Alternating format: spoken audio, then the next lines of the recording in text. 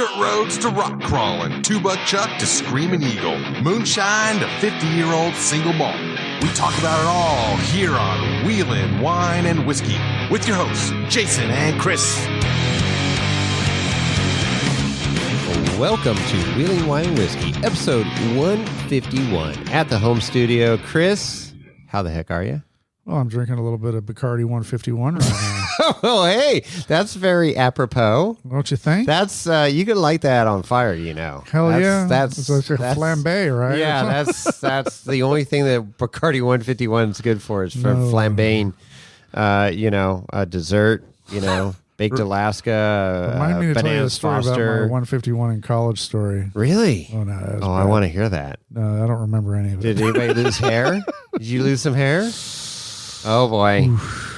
Bad Wow. night. Bad night in the neighborhood. Well, Lorenzo's ears perked up with 151. I think he's got a Bacardi story. I don't think I've had rum since. Do they have Bacardi in Mexico, Lorenzo? Well, it's... Yeah, apparently they do. might. Well, it's, that's a Caribbean thing. A Caribbean thing, yes. So, yeah, episode 151, pretty damn awesome. Well, yeah, we made it past 150. Which we didn't think we were going to make it past 10. No, or 12, or actually 7, I think is what Lorenzo said. Lorenzo gave us 7. That was the over-under.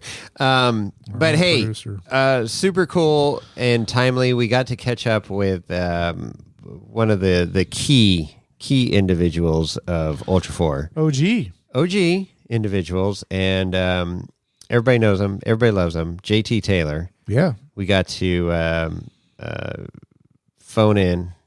That's right. Phone a friend, and it was super cool. He was getting ready to head out on a hot date. That's right. And he agreed to give us a little insight on what's going on. All the changes. There's a lot going on. Oh man, it's crazy. So it was super cool. And anybody that knows JT personally, I mean, he's just all around great guy. And we were happy to have him on the podcast here. Absolutely. So let's just roll right into that interview, that conversation with JT. Want to do it? Yeah, let's do it. Roll it. All right, Chris. Once again, we got another great guest here. Heck yeah. This one's been on our list for a while and super busy to track down. He's international man of mystery, I'd call him. International man of mystery. And certified badass, as everybody knows him as. But it's JT Taylor. JT, welcome to the podcast, man. What's up, boys? Thank you very much for having me on. Hey, right on. Well, thanks. I know you are a busy guy. We're all busy, but you seem extra busy running across the country. And I know you got a tight schedule tonight, so we just want to pop in and get a, from the horse's mouth, so to speak, of what's all going on with all these changes and all that. I'm looking forward to this. Yeah, no, it's very cool to be able to come on here with you guys and talk about all the awesomeness that we got going on. Perfect. Ultra4. Yeah. Hey, you've been out on, I know you've been on Wyatt's podcast at Talent Tank. You were just on Pit Guys, episode 24 here, just like yesterday. This podcast is going to drop Tuesday. First of all, thank you for your service, man. 21 years in the Army. I mean, that's awesome. Yep. It was me wanting to get out of Florida when I was out of high school and go do something different. And I found out that I was really good at it. So, and every time I went to get out, my old man would send me the local newspaper clippings with all of the crappy jobs highlighted. No letter, just that. That kept you motivated to stay there, in, huh? son. Stay in. You're doing good. Yeah. My dad was he was an awesome dude. And, it was funny. Every time I started talking about getting out, I would get that. And I was like, okay, I got it, Pop. I got it. Yeah. Wow. That's, I'm sure you got some crazy stories. And you got to see the world on Uncle Sam's dime. I mean, some of the places weren't very desirable, I imagine. No. That's all right. I still made the best of it. There you go. I like blowing stuff up, so that was fun. Crashing shit and blowing stuff up. I love it. Exactly. Yeah, that's cool. But I know, most of our listeners know who you are, you started out wheeling and rock crawling like all of us, and then this thing just progressed into becoming race director for King of the Hammers, and then things got shooken up here this past year, and now you're race director for MAO, Mid America Outdoors. That's right. You tried to step away from Ultra4 Racing, and then you got sucked right back in. Yeah, it chased me down. So yeah, I was Ultra4 for 7 years, and then stepped away from it back in September. Went a little bit of different direction, and got picked up by Jason and Gayla Robinette out of Mid America, and we're going to start our own series. And we had it rolling, had a schedule, had everything going, and then the purchase came about pretty rapidly, and so we walked away from the AOE name, which it was America Off-Road Endurance, and now we're saying it was almost Off-Road Endurance.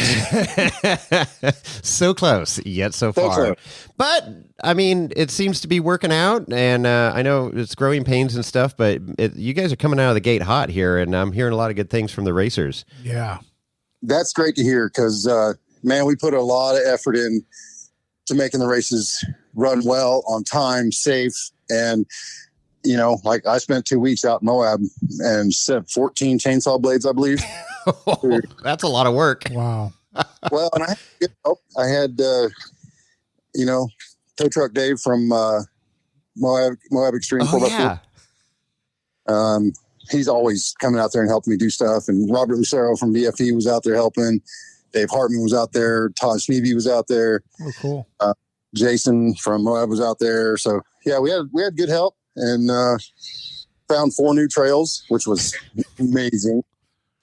Yeah, what were there was a couple funny names you guys could. I always love the names of these trails. With, what's that singer?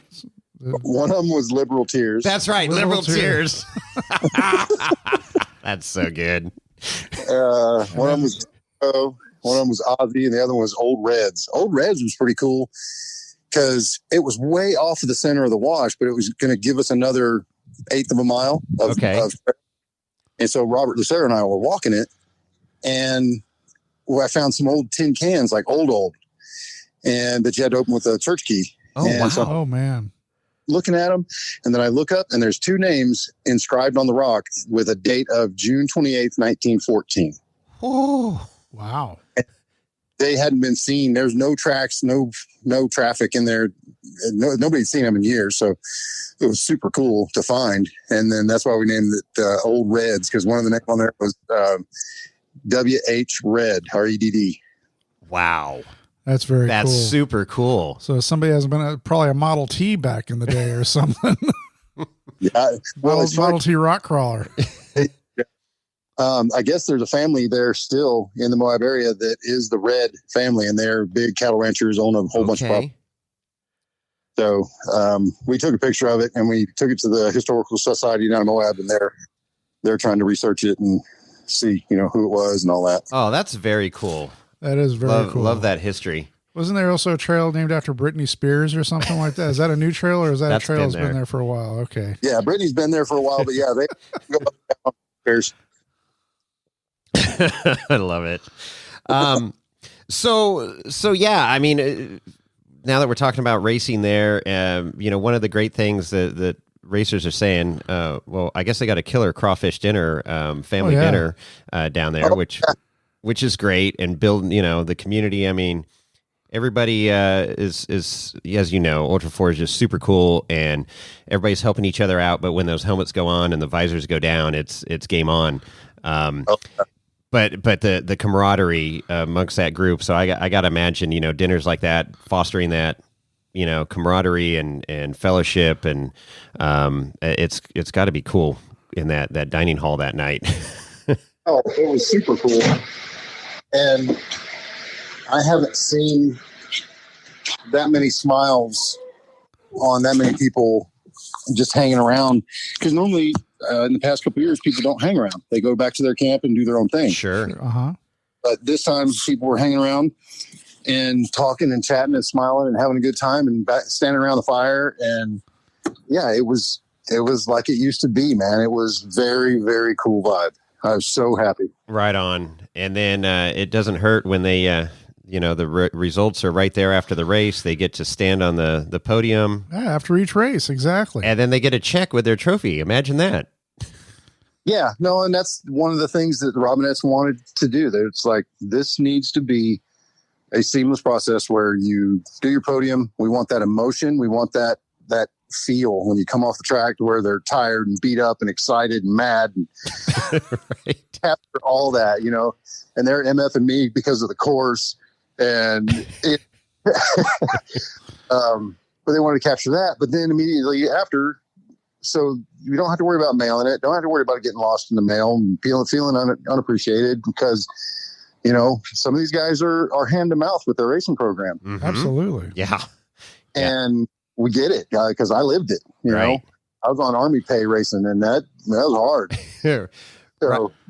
being able to get your check right away is awesome. Yeah. So how does that work? I mean, because you look at let's look at KOH and obviously the I don't know, the problems they have with the timing and then the official results and the unofficial results and changes that occur and scoring and whatnot. How is the MAO group making this like so Streamlined and efficient and happening right now?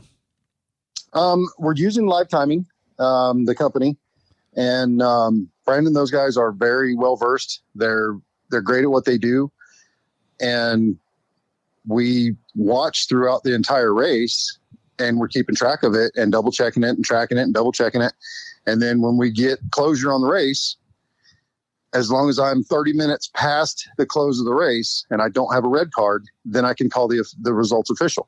Right on. And so we waited that 30 minutes. Yep. Didn't have a red card, so we went, and by the time you get top three and get them over the podium, it's about that 30 minutes. So, and we didn't have any issues for this one. We didn't have any red cards. Well, we did. We had one in the stock class. Okay. And it was an interpretation of being able to cut the sheet metal on the firewall. And what the racer had done, he didn't cut it. He went through the factory heater hole. Oh. And I'm like, brilliant. Okay. So working it a little bit there. So yeah, I put an air cleaner inside the vehicle, but went through a factory hole that was already in the firewall. Okay. So 100% using the rules to their advantage. Right. Absolutely. Which the racers seem to do very well. Well, I'm a racer and I have fudged rules. Well, it's that ingenuity, right? I mean, it's how do you build a better mousetrap with what you got? And that's a big part of this whole, these guys that are, especially most of them that are on a budget, that don't have a full-time race program. No. And the stuff that they come up with is super. I love going through the pits and looking at cars and finding stuff like that, exactly like that. Yep. It's super cool. So how'd you get involved or get to know Jason and Gail Robinette? How did that all come about? It's Gayla. Or Gayla, I'm sorry. No, it's all good. She just yells at you when you call her Gail. Perfect.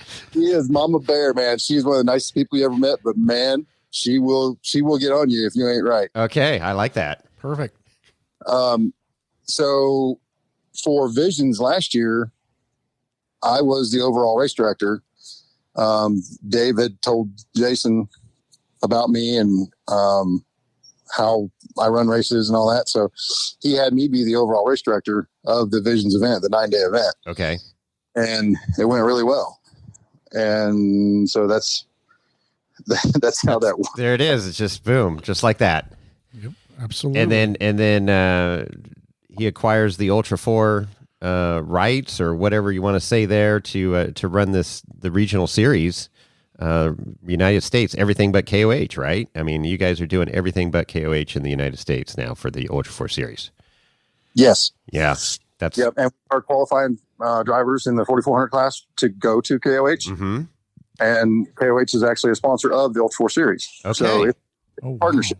So there's man, I would have loved to have been a fly on the wall during those Oh negotiations. my God. So we were talking about that because when you guys dropped that announcement or when we heard about it, a month or so ago, I mean, it was just like, here we go. And then, but how long was I figured it had been going on for 6 months, 8 months, whatever. Was it 5 days. 5 days? 5 days. 5 days. Wow. 5 days, Chris. Five. That's amazing. Wow. I never, that wouldn't even have shown up on my radar for being a 5-day deal. That's crazy. So it was 5 days to get an agreement done and a purchase agreement done. And then the final contract, we're still working on the final details of that. Okay. But a purchase agreement has been signed and money has changed hands, and the ownership is firmly in the hands of Jason and Gayla Robinette. Okay. Well, there you go. So the Robinette, they own the name Ultra4 Racing and Ultra4 Media and all that stuff. Yes, sir. Yeah. Okay, cool. That's really cool. I wonder how many zeros were on the end of that check. I don't know. Stay out of the money side of all this stuff. That's smart. I just like to build courses and run races. I don't want anything to do with the business side. There you go. Stay away from all that managing stuff. So this is cool. So this leads us up to, quick version, modern day. So let's talk about where we're at now. I mean, you guys got 2 races under your belt as this series, and the next one's going to be right in our backyard in Prairie City with Goodby in May here. So let's talk about what's coming up. Yeah, we've got. I'm headed to Kentucky next week. Okay, and I'm going to go out there and hang out with old E.B. Lohman from Rush, Kentucky, and the off-road park. We're going to have a race during their birthday bash, their anniversary bash. Okay.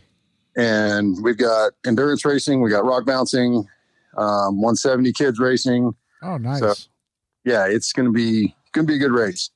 And I'm going to cut a new trail for them there because I hate doing the same stuff twice.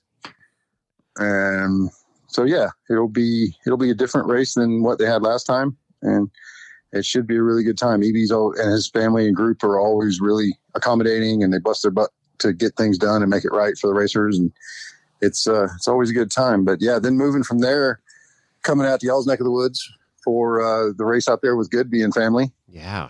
And super stoked to be racing out there. I like Prairie City. Love hanging out with Goodby and Bird and all the people. It's that course. It was a good course. Goodby set up a great track this last few weeks ago for NorCal Rock Racing, and man, there was some carnage. Yeah, I heard a lot of great all work out there on the track, and I don't mean making it smooth, pulling rigs off. Man, it was insane. I heard there was definitely some carnage. Yeah. But a lot of smiles in the pit, so that's what it's all about. Oh, absolutely. No, I love that part. How far in advance are you? You say you're going to Kentucky next week, so you're months ahead, just planning for each race event and dialing stuff in, getting get your eyes on the track early and start working out things.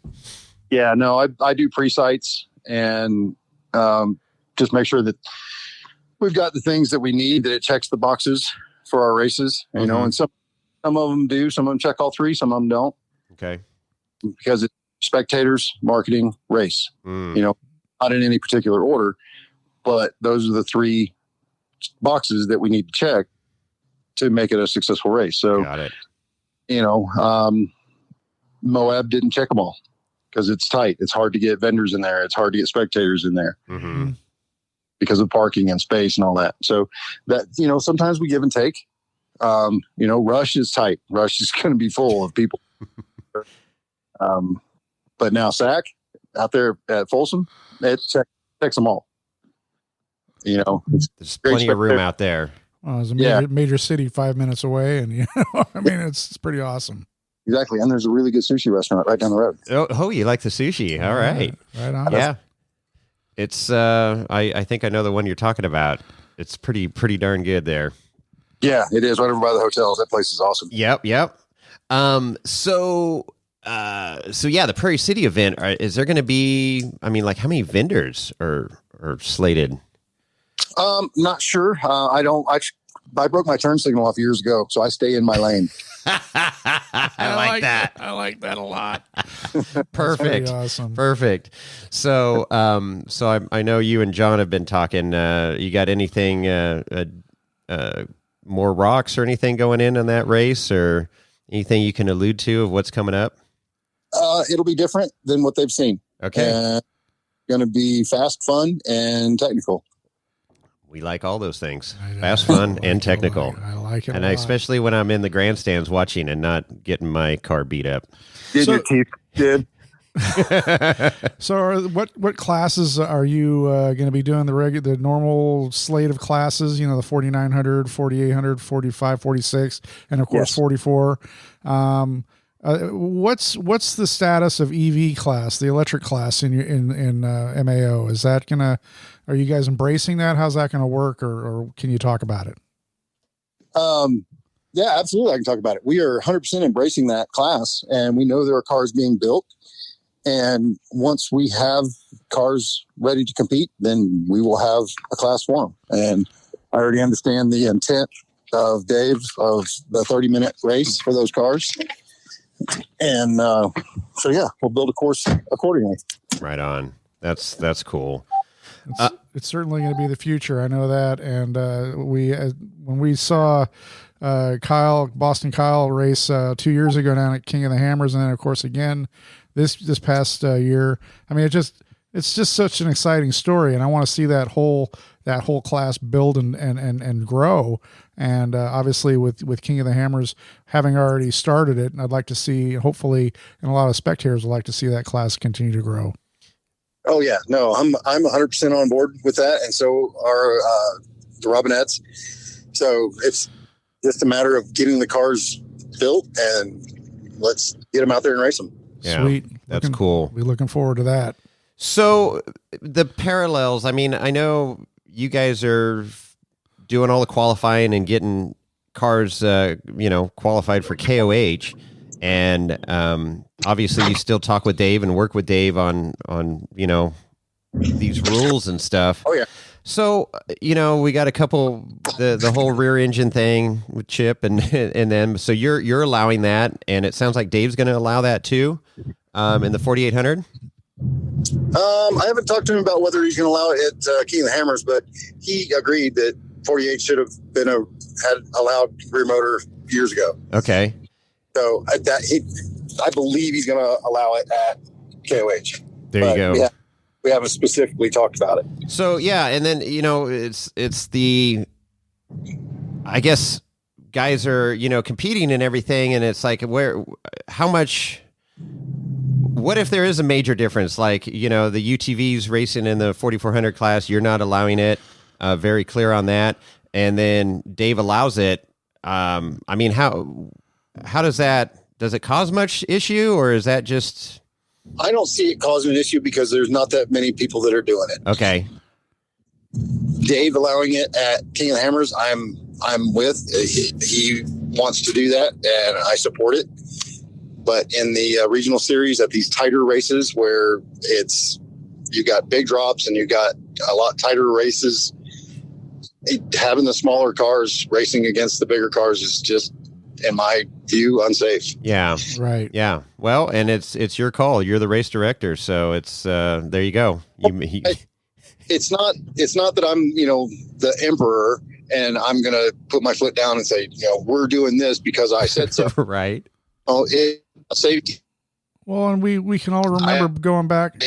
Somebody getting hurt or paralyzed or dead on my conscience. I don't want. These are all my friends, and they're all our family, and we want to keep them safe. Sure.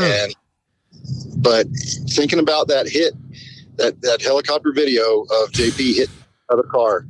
Now, you tell me if that was a UTV subframe with an aftermarket cage or even a factory cage on top of it, if it would have taken that hit, you tell me somebody would have walked away from that. Yeah.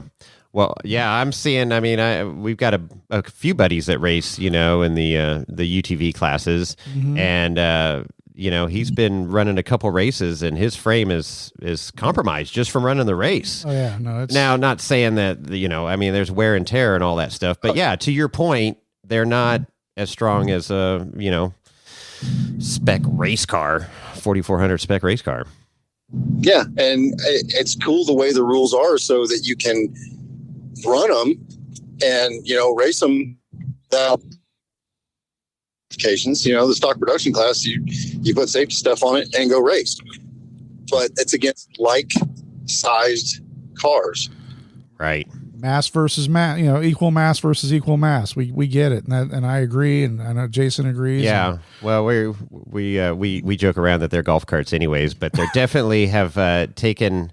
We put our digs in, but in the off-road community, they brought a lot of people to off-roading and a lot of families involved with off-roading, which is awesome. It's definitely expanded the racing scenario too. And then the entry level to the cost of entry is way more affordable than going out and building a even a 4800 car or something. So, and the UTV market is amazing, and you can't even buy a machine now because they can't build them fast enough. But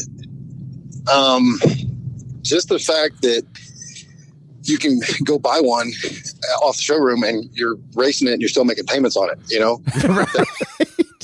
Right. Well, some would say that that's the same for a 4800 or a 4400. Depends on who you mortgage your house and all that stuff. Yeah. Valid. Very valid. But I used to joke about the UTVs also. Yeah. But I had to change my tune because there are legit cars and legit drivers in all of those UTV classes. And it's one of our fastest growing classes. And the numbers keep going up, and I love it. I want to treat these UTV drivers, with the respect that they're due. Absolutely. I mean, they're out there racing. They're everybody's got their thing, and I mean, I love it. I love all the different classes. We actually worked King of the Hammers Chocolate Thunder this year during the UTV race, so I got to see firsthand what these cars could do, and it was pretty damn spectacular, but a little scary at times. A lot of rollovers on Chocolate Thunder, but it was fun. But yeah, I love it. I mean, it's fun to joke around, but they're definitely have taken a hold, and it's great. I mean, I've been four-wheeling for years and put ungodly amount of money in my rig, and I could have gone out and bought 6 or 7 of these UTVs and had just as much fun probably, and saved a lot of money. But I tell you, man, I've got a 2016 XP Turbo 2-seater, and I've got 8,500 miles on it. Wow. Gosh. Yeah. I've pre-run the Mike's Peak race with it. I've pre-run the Baja 1000 twice with it in my section. So yeah, she gets a lot of miles, but it's a great machine. It's so much fun. Yeah. Well, there's no disputing the popularity of those rigs. I mean, you just go into like even Prairie City on any regular rec day, or even Hollister Hills, which is down in south of San Jose. I mean, they're like mosquitoes. They're just everywhere. But they're very popular. They're in the woods, and people are definitely racing them around. And obviously it's important that we are able to educate the newbies coming into the sport to understand trail etiquette, behavior and campsites and so forth and so on. But that's a whole nother topic. Well, the entry level there, I mean, they're getting a very capable car with not an inexperienced driver, driver, and that's a little bit of an issue there. It is a big issue. But that's why there's so many of them on Copay. Yeah. Right. Yeah, Copart. Exactly. Exactly. Hey, I know you're limited on time, but I got a couple more questions for you. What drives JT Taylor? I mean, you obviously you got this military background, and that's helped you through a lot of this stuff. But what gets you out of bed in the morning and do all this great stuff that you do, from racing to race director and all the fun stuff, working on your cars and trucks and stuff that you have in your shop? I don't know, man. I think it's just the love of life, man. I love living. I love living hard. There you go. And because I figure one of these days I'm not going to be able to do it, so I'm gonna run this shit hard, full throttle until I can't. That's awesome. I mean, that's been my motto. It's work hard and play harder. I don't have a whole lot of money in the bank account, but I've done some pretty cool stuff in my time, and I've seen too many people that work their ass off all their life and do a few, camping trips, whatever, here and there, and then they retire and their body's not up for doing all this fun stuff anymore. Nope, absolutely not. Yeah, no, and I told my daughter, because my buddies and my daughter, we were hanging out in the shop, and they're like, my buddy's pointing at the airboat, and he goes, "See that? That's college education. You see that? That's an apartment rent for 2 years." And she's laughing. I was like, "Baby," I said, "this is all your problem. You're not going to get any money. You're going to have a whole bunch of crap to deal with." Well, there you go, and a lot of stories to go with it. Oh yeah, she's awesome. Maddie, she's 17 now. Okay. She goes with me to some of the races, and she likes working in the merch trailer. And she likes. She went out with Alan at Nationals year before last, and borrowed one of his cameras and took some amazing pictures. Cool. I ended up getting her a camera. I bought her a good used camera from Dawson's mom, and Patty's been really going after it with taking pictures and doing stuff online with it, and so I'm pretty stoked about that. But yeah, Maddie, she's got a problem to deal with all of my toys, because I have a car problem. all of our children do. Well, that's cool that she found a little niche jumping on the photography deal there. That's cool. Heck and yeah. You mentioned Dawson Allington. We just had him on our last podcast. That's such a good family. He really are. I mean, I was just amazed. I mean, he's got quite the story to tell, and talk about a guy that's faced life and death. Yeah, right in the kicked its ass and said, "No, I want to race." Yeah, because when you look at the ferryman and just tell him to F off and turn around and walk away, yeah, that's Dawson. He pulled that off. Yeah, double bird right there. Hey, so what's your most memorable out of all these races? And it doesn't have to be a race or experiences that you had. What stands out? Most memorable moment? What anything jump out at you that's like been like one of those moments that you just sat back and go, "Holy crap, that was pretty epic." Probably racing in Inner Mongolia. Oh, Mongolia! I didn't know that was a real place. Yeah, no, it's the real deal. And awesome people. Yeah, we went to China and did a couple different races. And one of them, we were at a place called Yermu, which is the gateway to the Himalayas, and racing inside this stadium on these jumps and these crazy obstacles that they built. And Dave is sitting in the stands on the radio with us, and like Terry Madden and I are duking it out pretty hard. He's in Caprera's old car. I'm in a bomber, and I'm leading. And Dave's like, "All right, JT, spin out, take it out of full drive, spin out on this corner, spin out, and let Terry get in front of you, and then chase him down and hit him." And oh, jeez. It's like WWF, man. And I pulled it out of full drive, and I spun out, and I slapped these barrels with the rear tire that were full of water. They didn't have lids on them, and it shot water 35 feet in the air, and the crowd lost their mind. And Terry passed me, and then I put it back in full drive, and I chased him down, and I'm beating on him. And that China trip has to be one of the best ones. Wow, that's cool, dude. He wheeled in the Himalayas. I know. Isn't that badass? The only thing I know about Mongolia is they have good beef. Well, but he could have driven up Mount Everest, for fuck's sake. I mean, come on, man. Yeah, the food was awesome, man, and the people. It was funny because Callaway was with us. Oh, Pretty boy. Yeah, pretty boy. It's funny because he's clean shaven, and there was old Ricky Bobby, D. Wayne Garrettson with his ZZ Top beard, and he was like super popular. They were throwing babies at him because they'll throw a baby at you, and you got to catch it, and then they'll take a picture. Oh my gosh! He was the only one that got a double. A lot of us got singles, but he got a double. Wow. He had two babies at him. Oh, that's awesome! Right on. I love these stories. We're standing there in this thing, and after the race, or in the middle of it. I can't remember, but they parked us all up on top of the jumps with the cars facing the crowd, and the place is packed. I don't know how many people there, but there was a bunch. And there was a Chinese reporter in traditional Chinese garb, and she's interviewing all of us, and we're all standing up there in front of our cars, all spread out with our helmets under our arms like astronauts and in our fire suits, and you were supposed to say, like when she came to me, it was, hello, my name is JT Taylor. I'm from Colorado Springs, Colorado. Love being here in China. Thank you. Mm-hmm. And then she would interpret it. And this is all on live TV.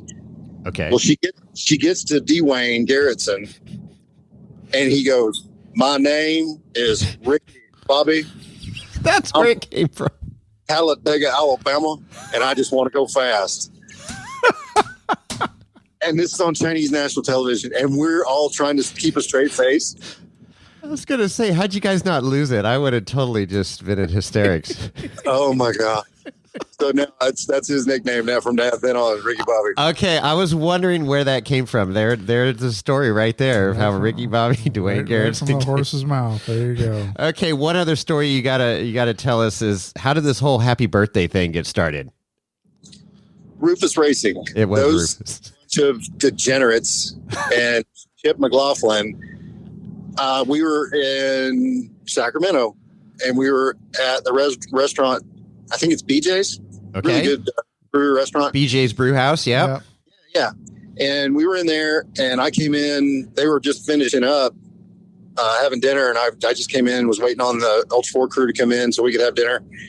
And they bought me a drink, and we're BSing a little bit. And then one of them, I think it was Chip, thought it would be a good idea when they were leaving to tell the waitress that it was my birthday. So then, they did the whole singing thing. Sure.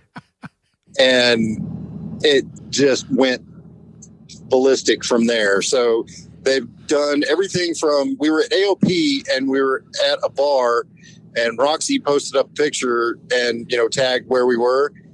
And those guys were still 300 miles out driving in. They got on Google, they found the place, called the manager, and did a happy birthday thing on the road on the way there. Oh, jeez. So, and then they brought a lawnmower to Oklahoma and in 10-foot high letters mowed alongside the race course, happy birthday, JT. HB JT. Are you freaking kidding me? No. So when the drone flew over, you could see it clear as day. Oh, that's great. That's awesome. I have to hand it to them. They are very creative. If you have pictures of that, you need to send them to Jason so we can post those. That's awesome. Oh, I'm sure as soon as Chip hears that, they'll be inbound to you. Okay. I'm going to make a note to get those from. That's awesome. That is awesome. Yeah, because I know it's like, hey, be sure to tell JT it's his birthday, and I'm like, okay, well, we've done that before in restaurants. You prank your friend and say, oh, it's so-and-so's birthday, so we can get a free dessert. Right. But yours took it to a whole new level there. No, it's my birthday every day. Well, that's not a bad thing. No, no. Just wait till your friends tell you that you're a senior citizen and you get the senior citizen discount. They've done that to me. So. Yeah, we've done that to Chris. That's funny. Oh man. Hey, so real quick, also, because this is Wheeling Wine and Whiskey, we need to know what your favorite bourbon or whiskey is. Oh man, I've got several. You said Wheeling Wine and Whiskey? Yeah. That's the name of our show. It could be Scotch, it could be bourbon, it could be wine, it could be anything, whatever. Whiskey, I'm going to say Buffalo Trace. Yeah. Good call. I love a good old fashioned. I got on an old fashioned kick here a couple of years ago, and I make a pretty mean old fashioned. Okay, we're with the race coming up here in NorCal. We'll have to do an old fashioned battle here. All right. I've got all the fixins in my camper. I'm a big Manhattan guy, but I've gotten into old fashions here the last couple years, and love it. So, and I usually make them with Buffalo Trace too, because that's just a great bourbon at the price point too. Hell yeah, it really is. And I think Matt Howell turned me on to Buffalo Trace because he's got a pretty sophisticated whiskey palate. Yep. And I always like sitting down and hanging out with him and trying new ones. I We had a little whiskey with Matt. Yeah, yes, we did. At the Hammers a couple years ago. Yeah.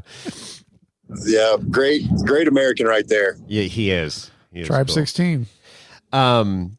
Yeah, we started talking about Old Elk, and this was another one that we just kind of stumbled on, and it's in Colorado there, Fort Collins, Colorado. Are you familiar with them? Yes, I have had that. Yeah, so that's I really enjoy that one. So huge fans. I turn a lot of people onto that. I'm like, hey, try this, see what you think, and a lot of people, it's a crowd pleaser. Yep. Too, like Buffalo. And they have weeded, and they've got rye. They've got them all, man. It's awesome. Blended, sweet. Yeah, Alan Johnson and I go back and forth with that too. He'll bring me a bottle of stuff that he found that he likes, and I'll bring him a bottle. Like he loves Basil Hayden. Yeah, oh yeah. Oh, that's a good one too. We call that the Sauvignon Blanc of whiskeys. It's just super, super easy drinker. Absolutely. Yeah. Well, and as far as wine goes, I'd have to say, because my wine palate developed while I was in Germany, and I was in the Mosel region, so it's all sweet whites where I go. Like Schwarzkopf from Zeller. That's a go-to. Wow. Right on. I see. I'm not big on the sweet wine thing. There's some ports and stuff I like, but I like the nice, big, heavy red. Yeah.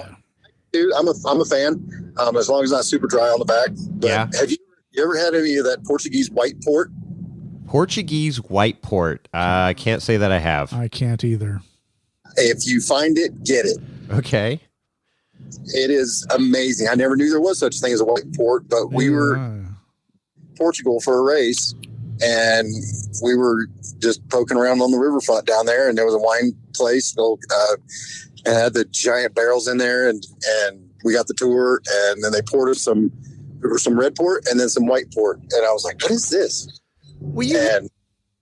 I was going to say, Chris in Livermore is there's that port place there that has a white port, I think. Are you talking Cedar Mountain? Cedar Mountain, yeah. Right? I think our friend might have some of that. I'll have to ask. Yeah, we got to ask. We got a buddy that's Chris lives in Livermore, and it's kind of the other wine country here in wine regions, I should say, in California, and there's a lot of good wineries there, and that's one of them. Our buddies is big into port, so we'll have to ask him and see. Yeah, absolutely. I'll see if I can bring to NorCal. You'll have to stop by the camper and sample a few wares here.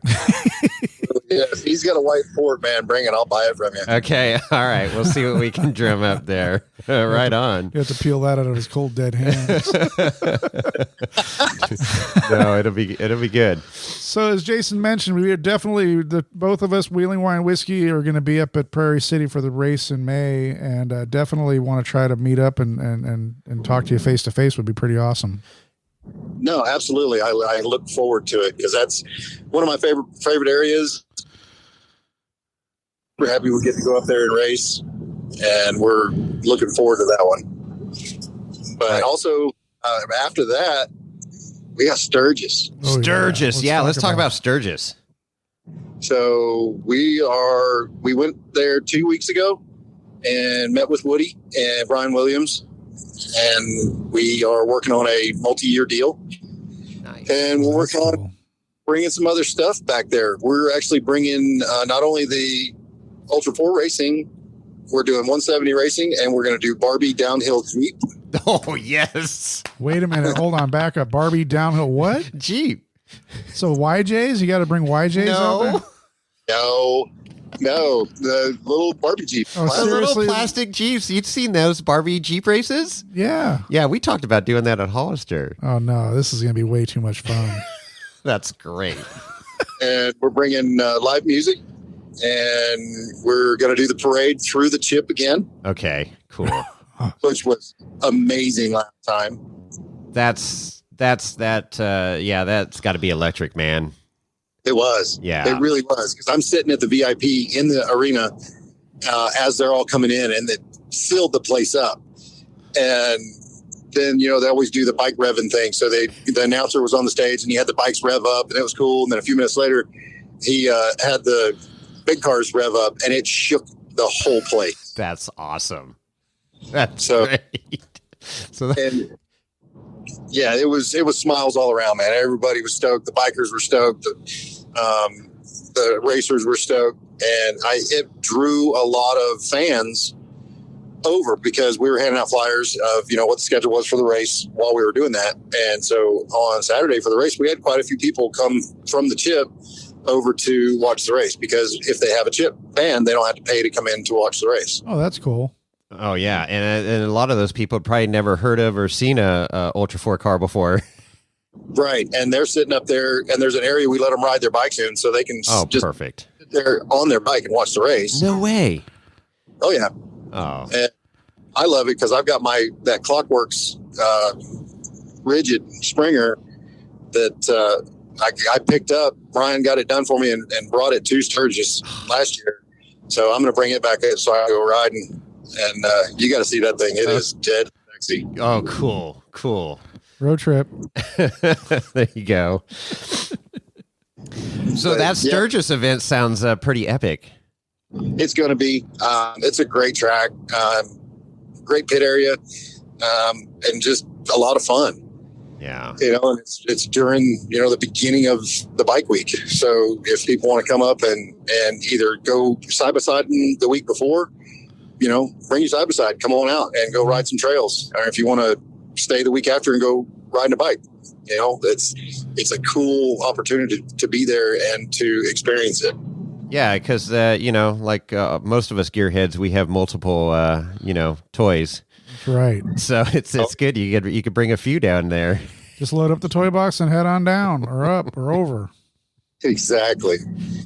That's cool. Moving down past Sturgis, what do we got next? I gotta look at my schedule. Is it Mid-America? We do. And we skipped Mid-America for July. We got Visions. Oh, that's right. In July. And last year it was awesome. And there's some stuff slated for this year. Lots of racing, side-by-side racing, Ultra4 Racing. We've got a new piece of property that I get to build a track on that's never been raced, and it's 1,000 acres. So I should be able to build some double throwdown badass race course. 1,000 acres that you can just get a dozer out there and start playing. Yep. Oh, cool. A dozer and a water truck. Blank palette. Blank slate.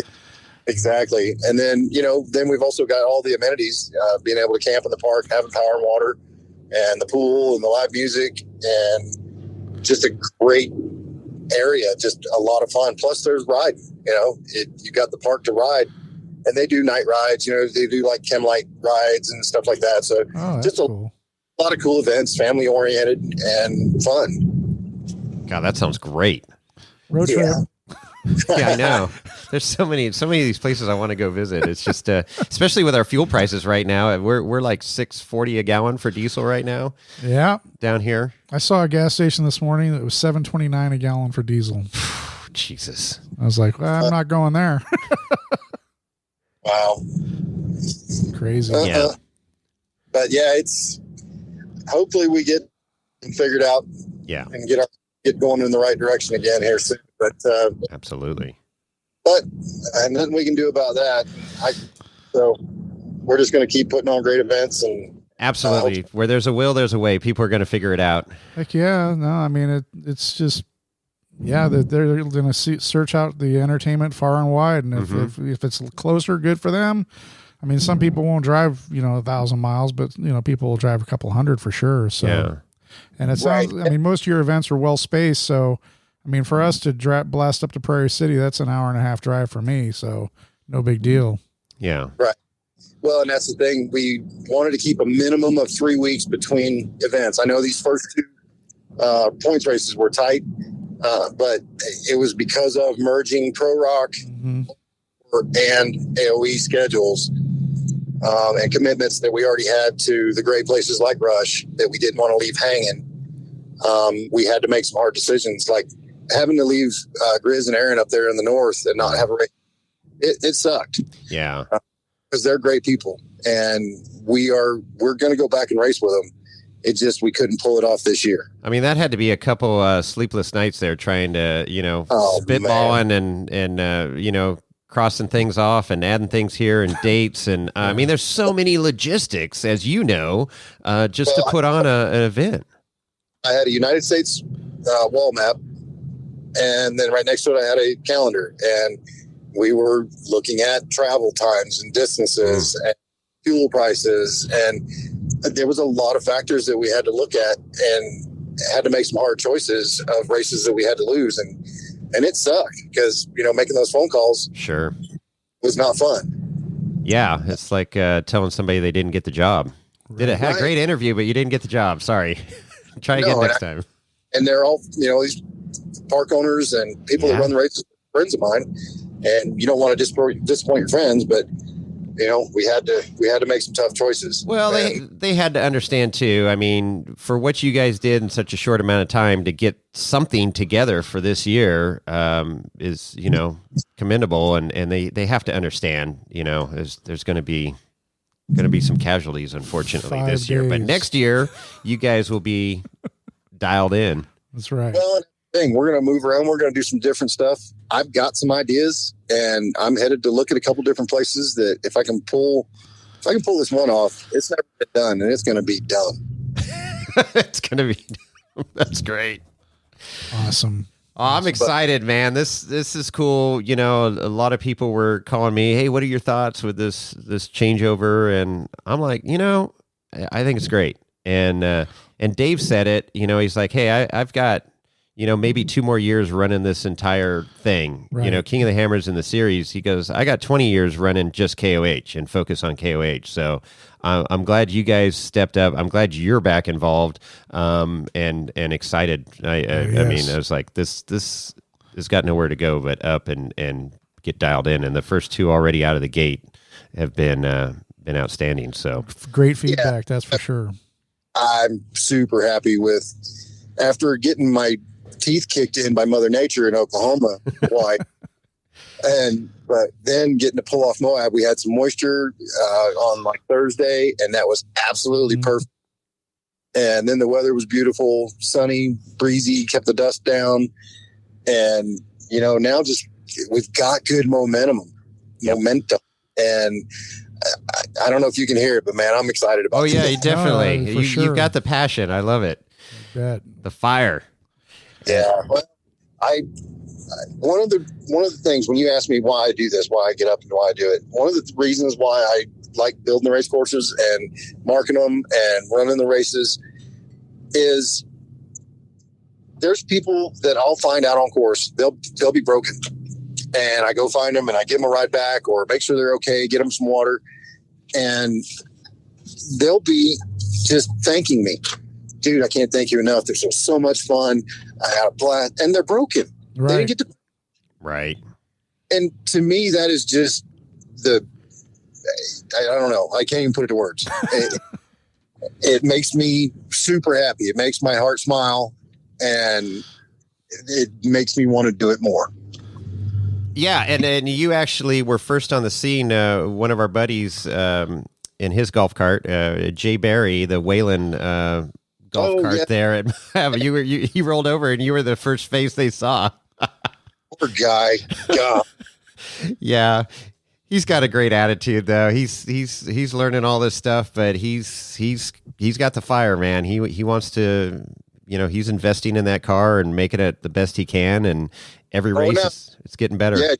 You can tell he's full board. Yeah. And I love that Whalen is on board with him, an American built product company, which is amazing. I love it. And I've been running their stuff for years. I love their product. Oh, really? Great.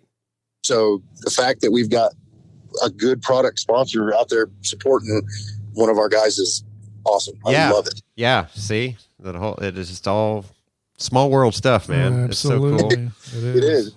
It's full circle, man. Yeah. Yeah, for sure. Well, hey, I don't know if you got anything else, but I know you got a hot date, and we want to, thank you for being on, and this has been a great conversation. I know there's so much more, and I'm sure we'll circle back here at NorCal on our turf. We'll have the mics at NorCal. Yeah, we'll welcome you to NorCal, and with a old fashioned and a white port. Well, thank you very much for letting me come on here and hang out with you boys. And I appreciate you spreading the word and spreading the love. We got great things coming. So if you're thinking about building a car, get busy. Get it done. Right on. Well, it was our pleasure, JT. Appreciate it. All right. You boys have a great night. Okay, you too, man. Thanks. Take care. All right. Good night. Bye. Good night. All right, Chris. How about that? Oh, that's awesome. How cool is that? Certified card carrying badass. Yes. Certified badass. JT Taylor. Man, all that stuff that's going on with MAO. And this whole regional series of Ultra4 Mid-America Outdoor. And of course, the story is still being written. Nothing is, the ink's still drying. That's right. And they are figuring stuff out, but so far, so good. Racers are happy. I mean, most racers are happy. Well, no, racers are happy. The people that are the Facebook keyboard warriors are not whatever. They're there. They're going to be in anywhere, but it's just there's always going to be the naysayers. It's highly entertaining. Of course, that's what popcorn was made for. So you can just sit there and eat your popcorn and read Facebook bullshit. It's comical. It really is. Some of the stuff that people do there, and you know what's great? Like JT, you know, he's like, hey. My phone number's out there. Call me. Absolutely. If you got to really have a legitimate issue, call me. Let's talk about it. And you know, Dave's done that. Dave Cole. It's like, dude, here's my phone number. Call me. I mean, totally transparent and love that. And that's our family. That's the off-road community. Is like, you know, it's a no bullshit. We joke around. We have camaraderie. We rib each other. But at the end of the day, if there's a serious issue, talk to me in person. Don't do it over a fucking computer and bullshit. So and don't spread rumors and hearsay, and you know, have the facts and make sure you know what you're talking about. You know, and you know, everybody can agree to disagree, but you know, at the end of the day, we're all here to either enjoy the racing as spectators or as the racers. They're out there to race and have a good time doing that. Yeah. So. Yeah, and we all agree that Toyota sucks, so it's all good. So, anyways, that was random. No, it's good. So hey, it was fun listening to him, and NorCal's right around the corner for the Ultra4 race. That's right. Prairie City. Looking forward to that. The what is that? 13th, 14th of May, something like that. So JT will be there, and the whole Ultra4 team, and looking forward to that. And yeah, if you see our camp and you want to stop by, banners will be up. The banner will be up, and I'm sure we'll have some libations of some sort to sample if you say the secret password. Just remember, no drinking and driving. Okay, yeah, no drinking and racing. Drinking. We'll be there all weekend. We'll be there all weekend, just hanging out, and So good stuff. So I hope you enjoyed this episode. Super cool to finally get to connect with JT. I know, absolutely awesome. I was trying to connect with him. We had a whole thing set up at Trail Hero, and he had to bail early. But you know, that's life in the fast lane. No, I mean, I was going to ask him, and I never got to it. Was how many frequent flyer miles that guy's piling on right now? Yeah. I mean, he's just crisscrossing the United States, just getting in and checking the venues out before and doing the places for next year. He's already scouting out places for next year. I mean I'm excited of where this is headed and what next year 2023 race season looks like. In 2023, let's just get through 2022. I know, but I'm moving forward, man. Let's get away from all this COVID bullshit and move forward. And right on. So next week we have a special guest that we're going to have on the show. It's going to be super awesome. Really? Yeah, that's a secret. Do I know who it is? You might. He's a friend of the show. We got a lot of friends of the show. And so does Lorenzo know who it is? He might. Oh, he's shaking his head no. He's wagging his tail. No, now he's saying yes. What is it, Lorenzo? Okay. All right. I don't know. He knows. Anyways, I don't know. You know. He knows. A lot of cool information coming up from that interview next week. Or I don't know. It wasn't an interview. It was more of a visit. Just kind of catching up with a good old friend of ours. Well, there you go. So look forward to that. And then in the meantime, if you want to get a hold of us, how do you do that, Jason?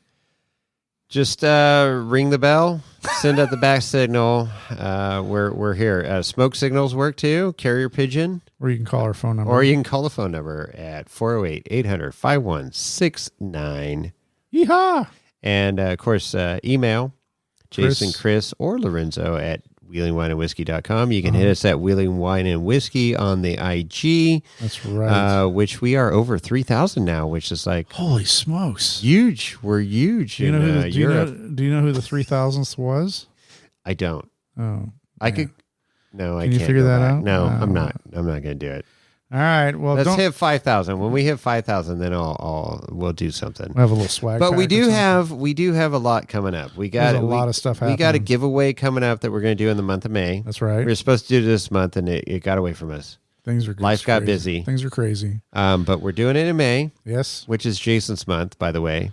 What? No, we're Yeah, not doing that. It's my birthday. You want a gift every week? Hell yeah! How I'm old are you turning gonna be? 50. 50. 50. Holy shit, you're a baby. Yeah, Just so a baby. A wee baby. Yeah. Get in my belly. No. So it's going to be Jason's month, the month of May. Okay. And I am accepting presents of bourbon and cash donations Wow. for the buggy. What else? Pictures of naked chests. Oh, wow. Wow. Where'd that come from? Jason at Wheeling Wine and Whiskey. Just send it. Wow. Okay. Don't know. That took a turn. Anyways, hey, there it is. If you like the show, spread the word. Tell a friend. If you don't like Chris's comments, just send him an email. Tell a friend.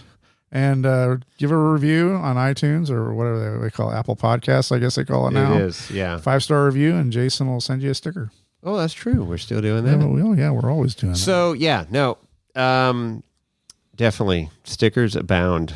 I sent out a few last week. Did you? Mm-hmm. I see them all over the place. Yeah. On lists, Yeah, they are. on my car. It's pretty cool seeing them out in the wild. Yeah. I've seen some on some cars in the Oh, Bay have you? area. Have you been flagged down by vehicles driving down the I freeway have lately? been flagged down before, too. That was pretty cool, too. Anyways, Run off the road. good stuff. Thank you for listening, and tell your friends, tell your mom, tell your grandma to listen to Wheeling Wine and Whiskey, and give us a Spread the 5-star review. We'll send you a sticker, and That's it. that's all I got. That's all I got. All right. We're out.